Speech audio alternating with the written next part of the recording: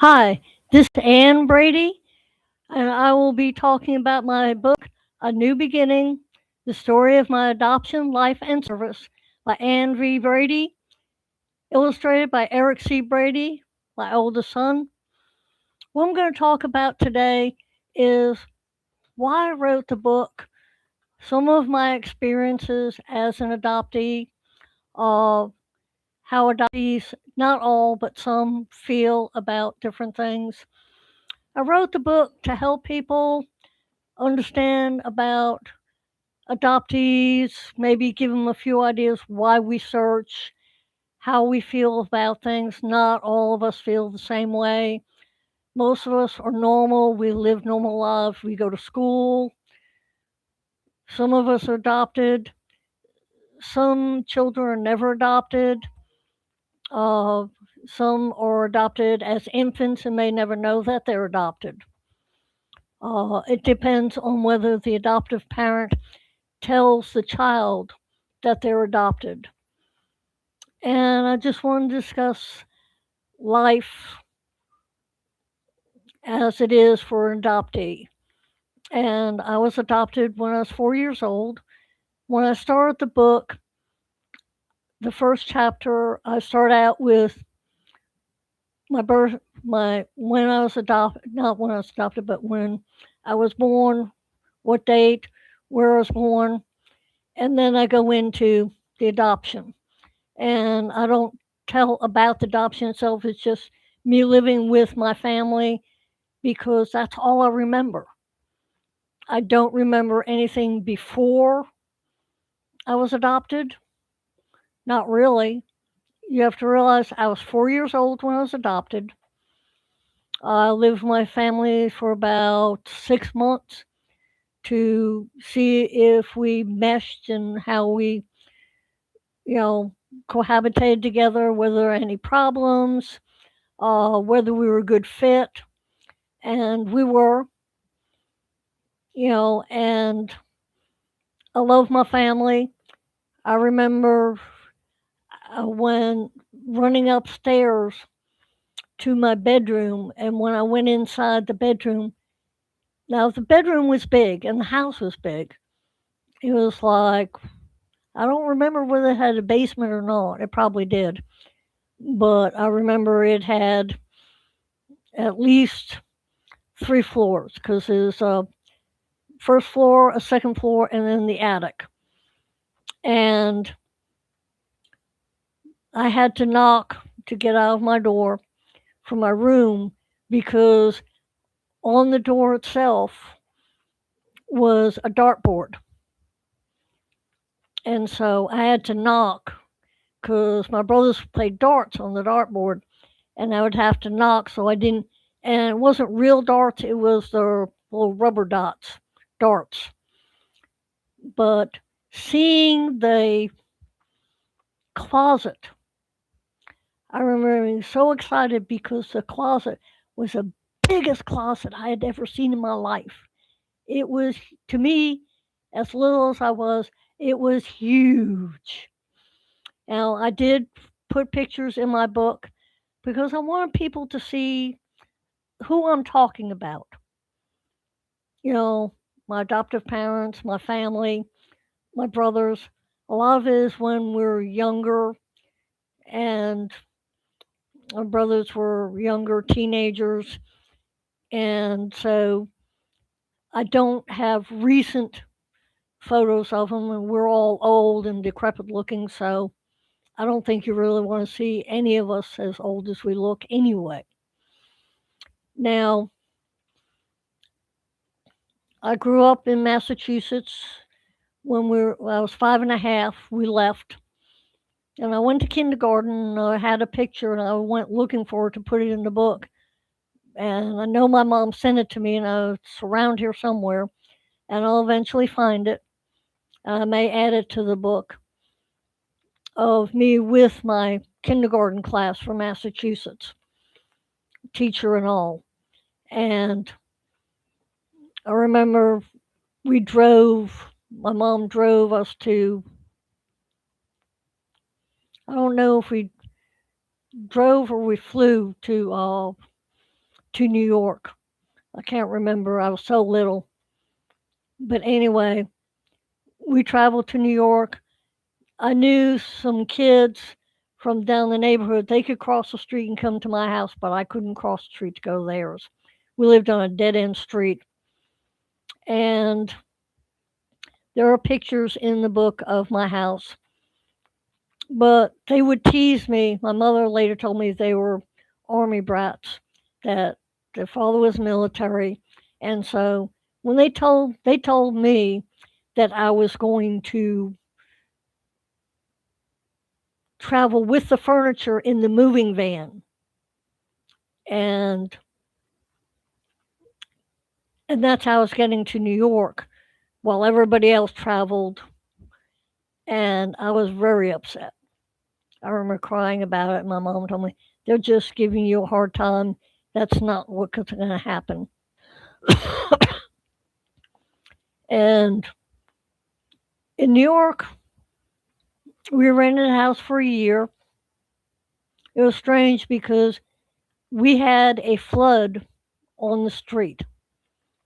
And I remember because we had a picture in our family album later on of someone, I don't know who, took a picture from our house of these guys rowing in a rowboat down the street. Uh, the drainage didn't work and everything got clogged up. So while other streets, after it rained, were clear, our street, it was Dartmouth Street, I believe, was flooded. It flooded the basement. I was standing on the basement stairs when my sneakers floated away off my feet. It destroyed a lot of my parents' belongings and stuff that they had stored in the basement of the house. They had to go through papers and everything else that had to be thrown out. Uh, my brothers had to take boots in to my father when they went to get him at the train station so that he could walk through the water to the house. But I had a normal life.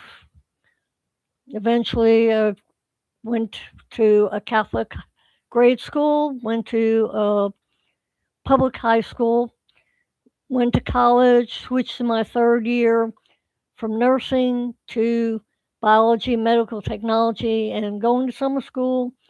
I graduated in 4.5 years. I couldn't find a job, so I joined the Army. Well, I looked around.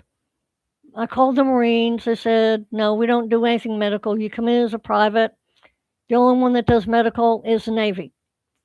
If we want to see a doctor, it's a Navy doctor. Well, I looked at the Navy. The Navy didn't allow women on ships.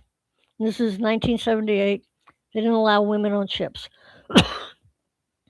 And I figured, what was the good of joining the Navy if I couldn't be on a ship and travel and see the world? And I tried the Air Force, which my dad wanted me to go to. He was Army Air Corps. He was a bombardier. And they told me basically I had a snowball's chance in hell of being accepted by them, period. They said they had a guy that had a master's and a 4.0 average, and they turned him down the first time. So I looked at the Army and talked to the recruiter, and he was interested. I got my resume, I wrote it up. Now, I had been looking for a job, but because my college lost its affiliations with any hospitals, I couldn't get certified because I needed an internship to become certified as a medical technologist, because you have to be certified that you went through an internship before you can even take the test to be certified as a medical technologist or medical lab technician. At least that was back in the 70s. So I couldn't get that, and all jobs I looked at said 3 to 5 years experience and or certified. So that let me out because I just graduated from college. I didn't have experience. So I finally looked at the Army. I joined them. My first duty station was at Walter Reed. I took basic at Fort Jackson, South Carolina. And being from New York, and occasionally during the summer it might get up to the 90s. I don't know that I've ever seen it go to 100, but it had at times, but it was rare, but it could get up into the 90s.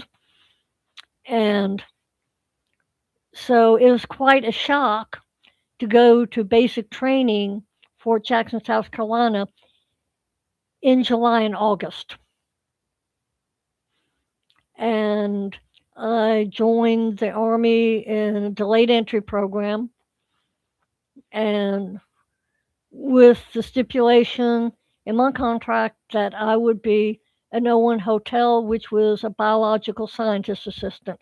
We worked in medical research, either dental or medical, and we may work with animals, we may not work with animals, but we worked in research.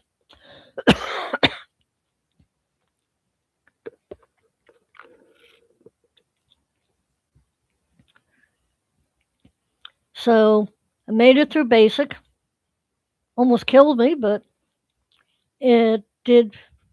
I did make it through, and went to Walter Reed. I worked in the SADR, United States Army Institute of Dental Research, and I was there for 18 months.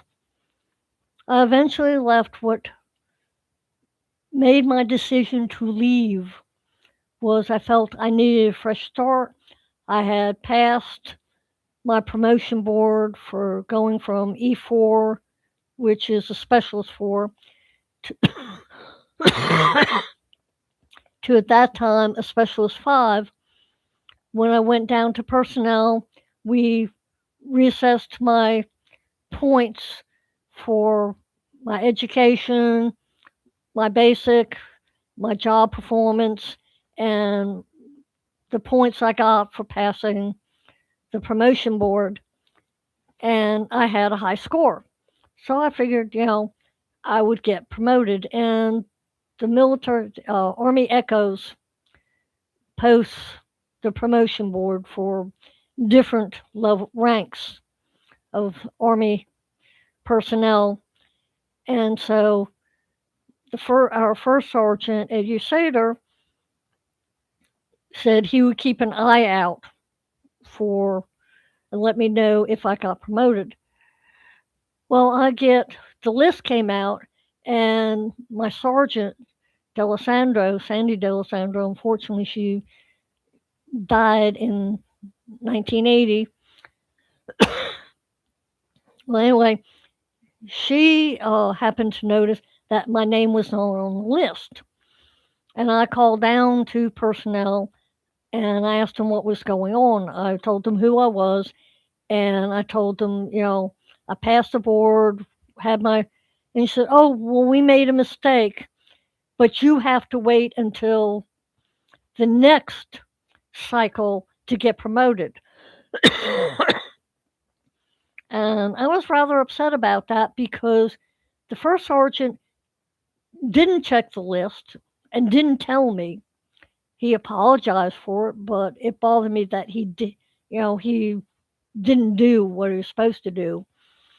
And the fact that they told me I would have to wait, even though it was their mistake, that cost me, because I could have promoted already if they hadn't made that mistake. And so I put in for a transfer to Fort Gordon, Georgia, to work in a clinical laboratory,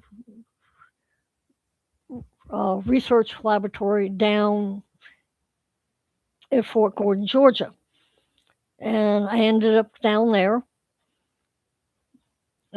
That's where I got married, and that's where our oldest son was born. Eventually, I worked in research, and then they transferred me over to the clinical lab for a short time. And Ed and I decided to get after we got married. We waited a year and we decided to have a child. I got pregnant, but before I got pregnant, I had I got pregnant, and so we got into family practice because otherwise you were on a waiting list, and everything was fine. Wonderful pregnancy, easy pregnancy. Unfortunately, at 9 months when I went into labor, our daughter was died while I was in labor, and the next morning we went in. I didn't realize that there was a problem. I knew there wasn't any kicking, so I had a stethoscope. I checked it out. We thought we heard a heartbeat. Turns out it was a thundering placenta, and turns out when I got to the hospital and they put the fetal monitor on, that our daughter was dead. She was stillborn at 9 months. It was a tough time for me. There was a Sergeant H, who I mentioned in the book, who, while he seemed nice enough, I had I was kind of leery of him. I was friendly with him, not overly friendly, but I would say hi to him and stuff. And occasionally he would bring my urine specimens to me. But I had some problems with him because one day I came back from lunch. This is before I found out I was pregnant. And when I came back from lunch, I was doing my urinalysis and running specimens. And he comes in and he's standing, leaning against the counter in uniform. He's working and he's looking at me. And I finally say, "Excuse me, can I help you?" He says, "No, I'm just looking." And I thought that was rather strange and it bothered me. After our daughter died, when I came back off of leave, he had the nerve to come up to me and say, "Didn't you say that your husband used to use drugs and that's why your daughter died?" And it's like, "I never told you that. I've never discussed any of that with you." I said, "You have me confused with somebody else because I never said any of that. And I don't know what you're talking about."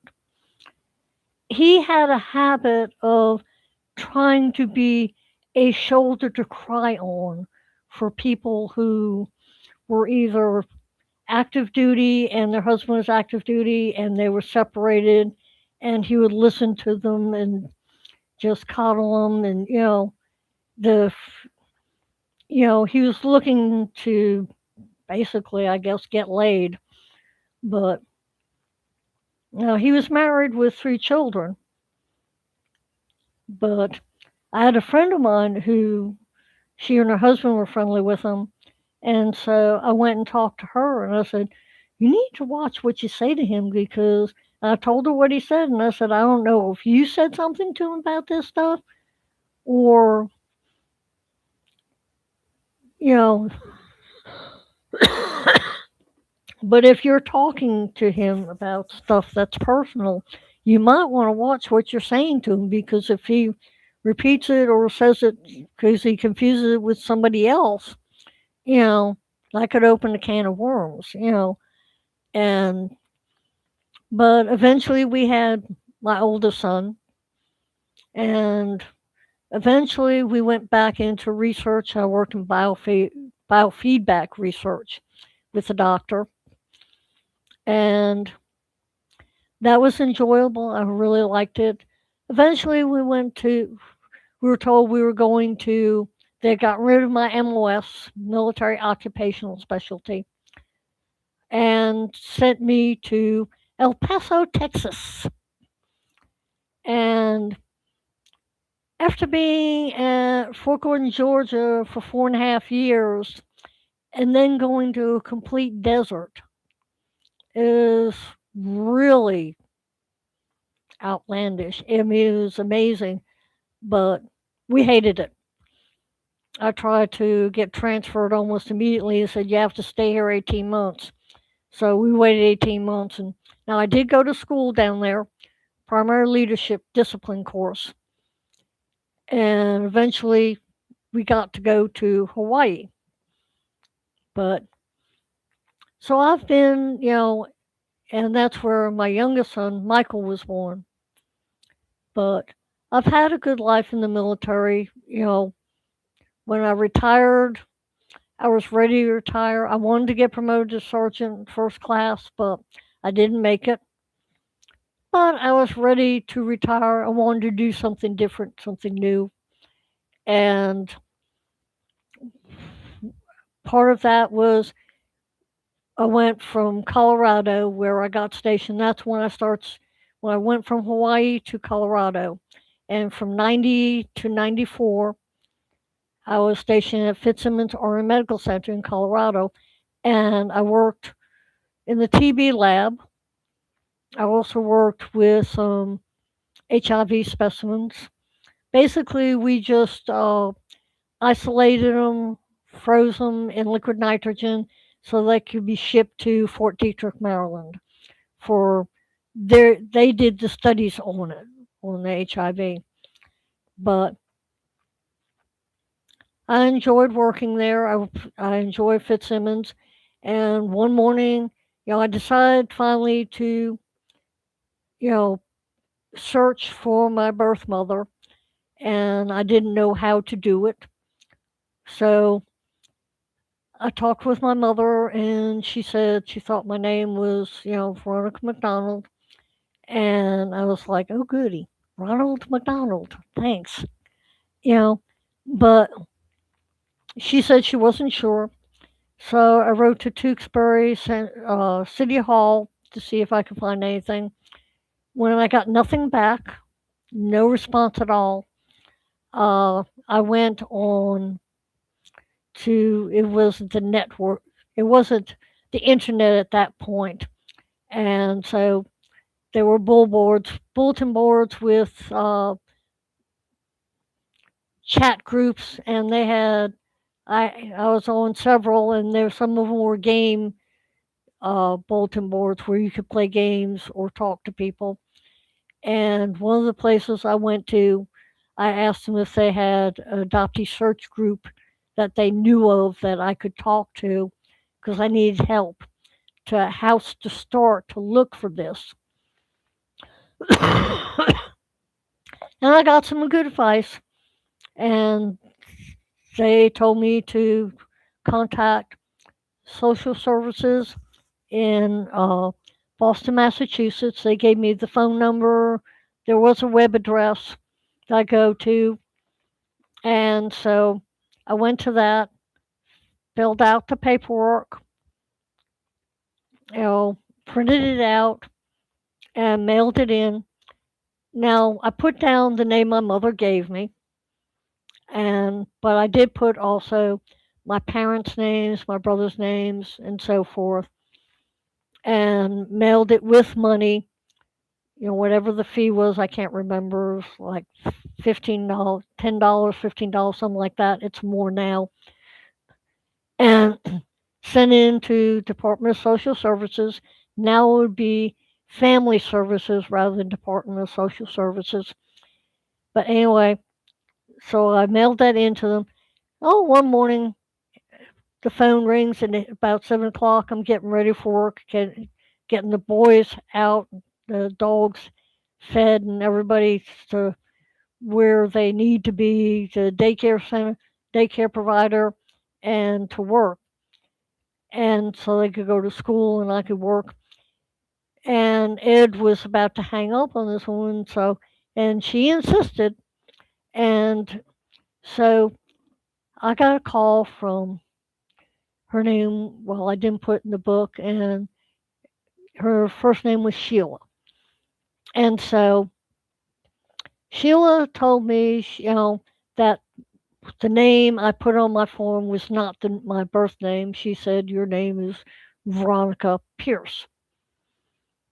And she told me how to get the probate judge to contact, and what to do, how to get my original birth certificate, request my original birth certificate, and that she would be sending my non identifying folder. That what they do is they white out certain pertinent information so that you know who your birth parent is, but you don't know the whole name. And includes, and they do that with places too.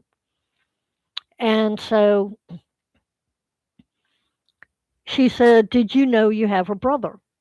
And I'm thinking that she must be confused. She said, "Do you know that you have a brother Bob?" I'm thinking she's thinking of my brother Bob from my adoptive family. And she said, and I said, "No." And so she said, and she started to tell me, and then she said, "Wait a minute." And she looked at it, and it took her a few minutes, and she said, "No, you do have a brother, Robert, who's your birth brother."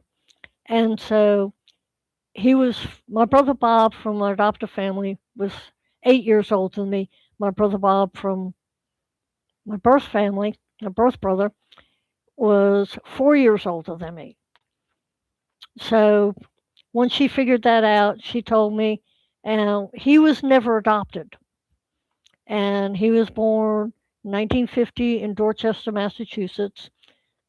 No birth father was listed. She wouldn't tell the social workers who the birth father was. Now, according to my file, she told the social workers, because they refused to help her unless she gave them birth father's name. And she gave him the name John H. I was able to figure out John Houlihan. Uh, anyway, and she described him, where he was from, and everything else. And I mean, great detail. And so, rose curly hair, you know, 28 years old, 5 foot 5.5, or 5 foot 8, you know, drove a bakery delivery truck, lived with his widowed mother, from Providence, Rhode Island, and rose curly hair.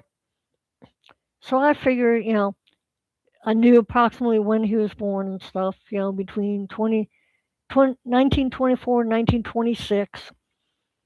And eventually I would search for him for years. But I was able to get my birth certificate. On my birth certificate, there was my birth mother's name, but no father's name was listed. And so that was no help. But I was able to get through different channels help with getting part of her medical records. And so I knew some of her problems, medical problems, when she was having me while she was pregnant. Also, in the file, it talked about the fact that she had taken care of her mother, my grandmother, until 1938 when my grandmother died of cancer. Now, according to my birth mother told the social workers that my grandmother died of cervical cancer. The doctors put on the death certificate that she died of bladder cancer. So that was one thing that, but anyway, so that was a problem. But anyway, her aunt came to visit her and her brother and say, after their mother died, and said, "I'm here to take care of both of you," and whisked them away. Uh, Aunt Agnes Cooper. And Now, by the time I started searching for my birth mother and found out all this stuff, uh, she had already been dead 10 years. I started searching in 1990. She had died February 1980. Uh, Somebody from my chat group sent me a message saying, I found this notice in the paper. I hope it's not your birth mother. Now, according to my file, she was born October 18th, 19 blank, in another area, October blank, 1919. Uh, but according to this, she was born October 8th, 1919. So they couldn't even get a birthday right. Uh, but anyway, so I decided to look for my birth brother. And so I couldn't find anything on my birth brother. And somebody had access to records and said, here, this could be your brother. It said Robert Pierce, 1950. And so it had an address and a number. I called up, and amazingly, it wasn't my brother. But turned out it was my cousin. I ended up finding my uncle who didn't know his sister was dead. So I sent him a copy of, you know, my original birth certificate, and a copy of her birth and death certificate, and to let him know, that I was who I said. And he sent me pictures of himself and of my cousins, and we talked multiple times. And I would talk to some of my cousins because he wanted me to talk to each one of them individually, so that we got to know each other a little bit. He was into genealogy, and eventually, after that, we lost contact for a while. And he did help me with some death certificates of birth of my family members, our family members, because I had some stuff wrong, and he let me know what was wrong and helped me out with that.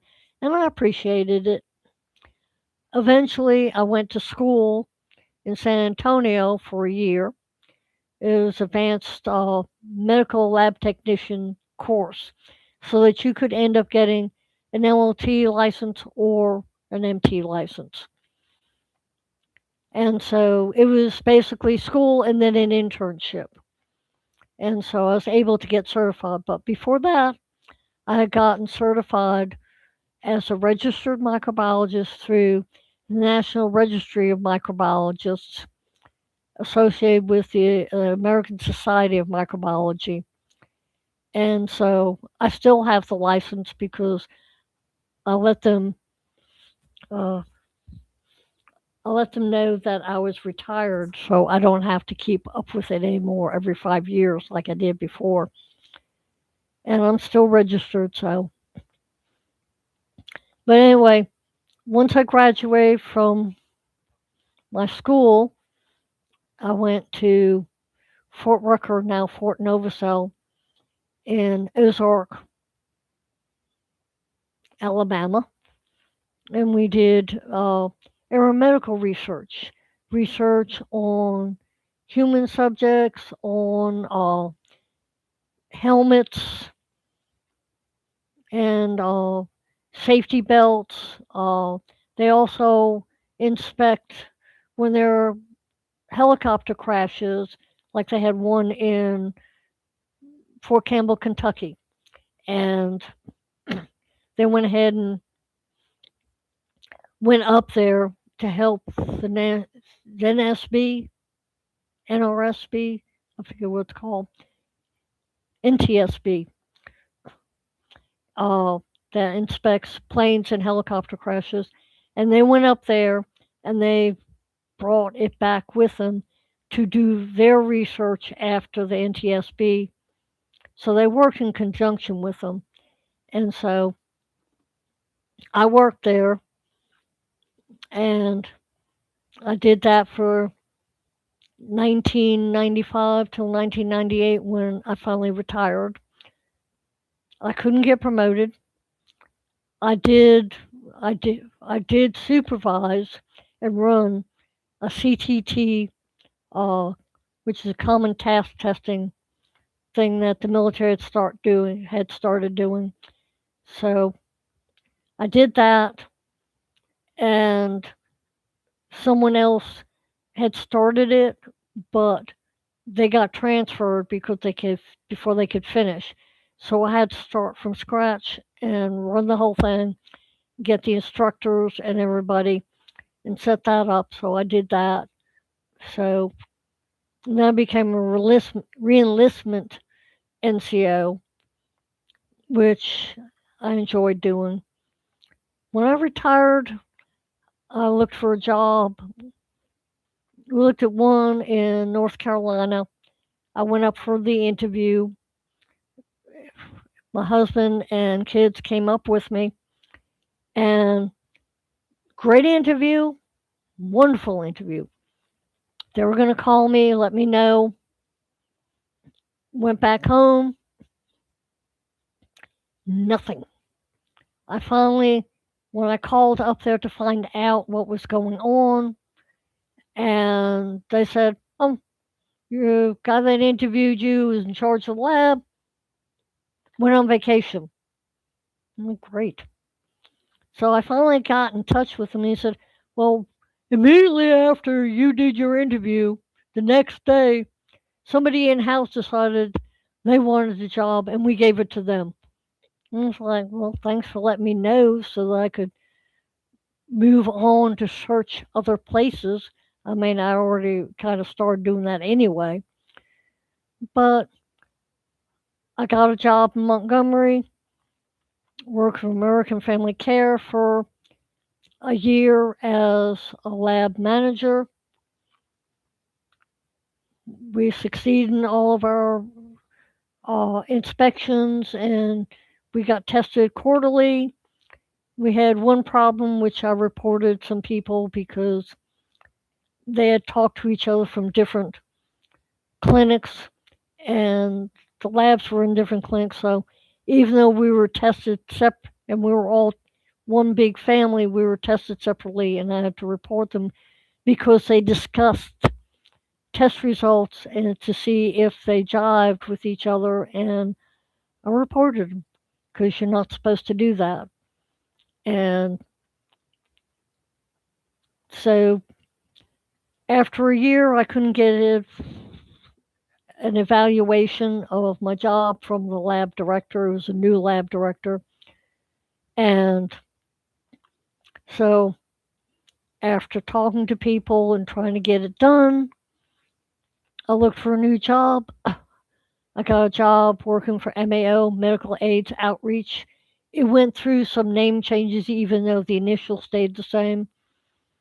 But I became the lab manager and eventually the lab director after Dr. Williams, resigned.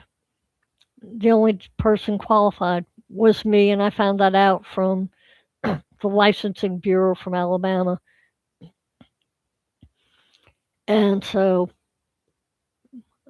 I became the lab director and lab manager. And I also coordinated bringing in the safety instructors to talk about biohazard waste annually and ensure that biohazard waste was picked up and that we passed all our, you know, tests and quarterly reviews and inspections. And so eventually I decided to go ahead and quit that job because they had decided to go a different route and didn't want lab work done in house anymore. And I felt like it wasn't needed, so I went and applied to the state lab where I worked from the 2012 to 2016 for 4 years in the TB lab at the state lab. And then I finally retired. And during that time, I continued searching for my birth father. Uh, I also tried to help people who were searching. When I was stationed at Fort Rucker, there was a soldier who came to me who his girlfriend was from New York, and she and her sister had been placed in an orphanage, and eventually they were both adopted out separately. And she wanted to find her sister. And so I was able, with the help of some other people, and I went ahead and gave them what information I could, and it helped them. And she found her sister. They weren't that far apart, and they were able to get back together and meet each other and see each other. So sometimes it works out, sometimes it doesn't. And, you know, a lot of people don't understand why adoptees want to search. People want to search for different reasons. Some want to search because they're curious. Where did I come from? Why was I given up? Uh, I found out my mother was in her 30s when she had my birth brother, and almost 35 when she had me. So, she wasn't a young teenager who made a mistake and parents wanted her to give up her child. Uh, Now, my mother was considered crazy. I don't know if she was or not. She may have been, she may not have been. I know she was an LPN. She graduated high school, went to nursing school, became an LPN. Uh, she died in a nursing home in Roxbury of a heart attack. And she was 60 at the time. But some need to find medical information, family medical history, because unless the family that adopts a child is related to the child, say like a grandparent, like if parents die and the grandmother or an aunt from the family who's related to the child and the parents adopts a child, we don't have a family medical history because we're not related to the families that adopt us. And so, and I've heard people say, well, your their medical history is your medical history. No, it isn't. Because if a white family adopts a person of color, either Chinese or black or Hispanic, and they're white, or a person of color family uh, adopts a child that is a race other than theirs, you wouldn't tell them, you wouldn't tell that child that their family medical history is that of the adoptive family, or vice versa, because it isn't. And just because I'm white and my parents were white and my family that adopted me was white doesn't mean I have the same medical family history. Now, I do know I had to worry about, well, when I found out that my grandmother died of cancer, I had to worry about whether I would get cancer. Now, I did, but it wasn't hereditary cancer. Now, before I found out about my birth mother and stuff, I found out I had Fuchs dystrophy, which is genetically inherited from the mother. And so it's a sloughing off of the epithelial cells of the corneal cells. So they keep thinning out until water leaks from the eyes. And it absorbs water and your eyes start to swell. And there are different ways of alleviating. Eventually, you will go blind and you'll have to have a partial corneal transplant. They used to do whole corneal transplants, but now they do partial corneal transplants. But you're on eye drops for the rest of your life. And that's something I had to let my sons know is that they need to be tested for that too. And they need to be aware that they could get it. They may not, or they may. But I didn't know my family medical history. I didn't know if cancer ran in it, if there's diabetes, high blood pressure, uh, alcoholism. No clue at all. Now, I do know that per my uncle, John, that my grandfather was an alcoholic and he was a mechanic, and it seems the two seem to go together. But anyway,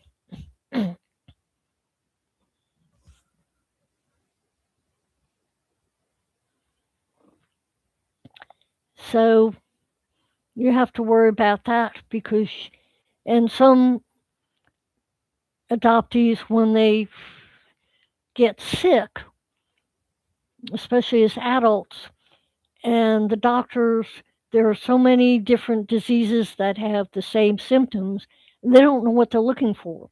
If they can get a hold of, find their birth parents, or get a hold of the family medical records of the birth parents, they might be able to find out, well, it's probably this disease because it's hereditary. So that's another reason people search. Now, some adoptees never search. They don't they don't want to. And the reason they don't is varied. Some say it's because they're happy with their adoptive family. They're not curious. They could care less, and that may be true.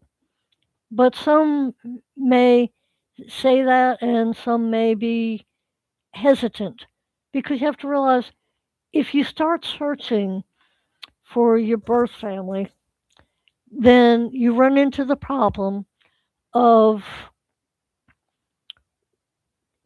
first of all you're looking for a complete stranger. You don't know this person. You don't know what they're like. You don't know anything about them really, except what you read in your file.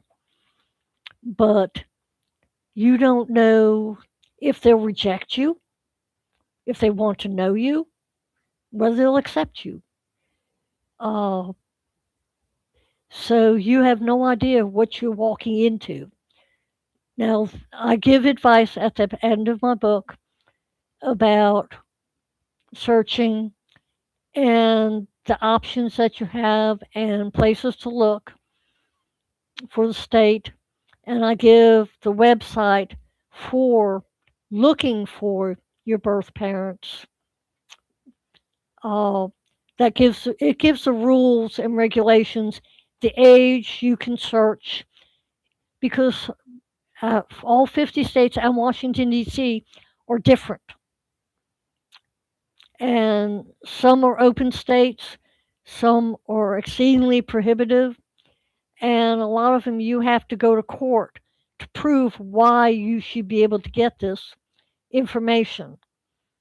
The other thing is that there are some, there's like one, I believe, where if the birth parent can tell the state they don't want any information given out about them to anyone searching, any birth child.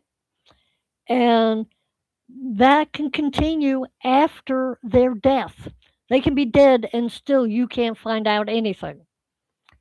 And I think that's a shame. Uh, Also, there are those that are never adopted who go through the system and the orphanages and everything else, and they go back and forth between orphanage and foster home until they're kicked out of the system at 18.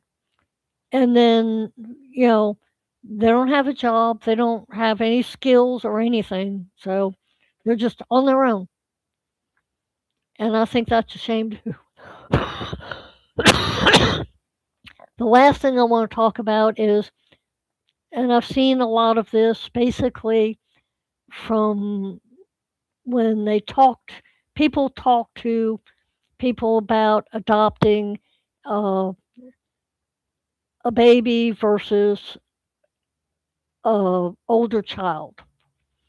I was adopted when I was 4 years old, and they say a lot of the people who want to adopt want a baby because it's a clean slate. He hasn't been into anything. He hasn't had any experience in life. You know, if you adopt an old child, you've got all their baggage. Well, that may be true, but maybe a little love and TLC can help with that. And there are shortages of babies, and there are older children that need someone to care about them and love them and show them the right way and show them that they're wanted and loved. And that's it for today. Peace out and love y'all.